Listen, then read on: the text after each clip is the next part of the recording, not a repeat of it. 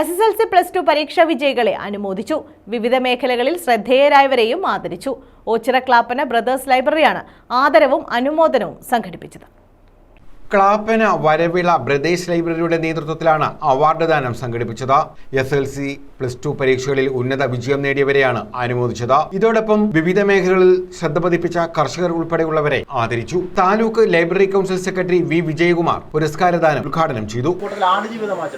ഏതെങ്കിലും ഒരു പുസ്തകം വായിച്ചിട്ടില്ലായെങ്കിൽ ഒരു കുട്ടി 10ാം ക്ലാസ് പാസ്സാകുന്നതിനകത്ത് മഹാത്മാഗാന്ധിയുടെ എൻ്റെ സത്യാന്വേഷണ പരീക്ഷണങ്ങളും APJ അബ്ദുൽ കലാമിന്റെ വിങ്സ് ഓഫ് ഫയർ എങ്കിലും വായിച്ചില്ലെങ്കിൽ ഞാൻ എഴുതി ബ്ലാങ്കായിട്ട് ഒപ്പിട്ടതല്ല. നമ്മളോട് അമ്മ ഇപ്പം പറഞ്ഞൊരു കാര്യമുണ്ട്, പഠിക്കാൻ നല്ലറിക്കൊണ്ടിരിക്കുമ്പോൾ ഇടയ്ക്ക് അമ്മ പറയും എൻ്റെ ഗതി നിനക്ക് ഉണ്ടാവരുത്, നീ പഠിക്കാൻ പറയും അല്ലേ.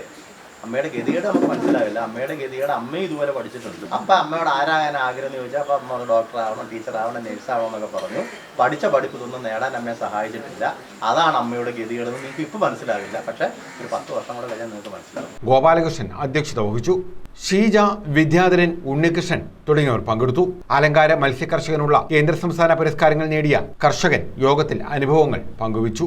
എന്ത് പറഞ്ഞാലും ആദ്യം വീട്ടുകാർ പറയുന്ന നോർമൽ കാര്യമാണ്, വേണ്ട. പിന്നെ പറയുന്ന ഒരു കാര്യമാണ് കൊക്കിനൊത്തുന്നതേ കൊത്താവൂ, ഇരുന്നിട്ടേ കാല് നീട്ടാവൂ. അപ്പൊ ഇതെല്ലാം പഴഞ്ചൊല്ലുകളാണ്, ഇതെല്ലാം മോഡിഫൈഡ് ആയി. അപ്പം കൊക്കിനൊത്തുന്നതേ കൊത്താവൂ എന്ന് പറയുമ്പോൾ നാഷണൽ അവാർഡ് ഏറ്റവും ചെറിയ പ്രായത്തിൽ ഫിഷറീസിൽ കിട്ടിയിട്ടുള്ള 56 വർഷമായിട്ട് ഫിഷറീസ് അവാർഡുകൾ കൊടുക്കുന്നുണ്ട്. 56 വർഷമായിട്ട് ഏറ്റവും ചെറിയ പ്രായത്തിൽ ഫിഷറീസ് അവാർഡ് കിട്ടിയിരിക്കുന്ന എനിക്ക്.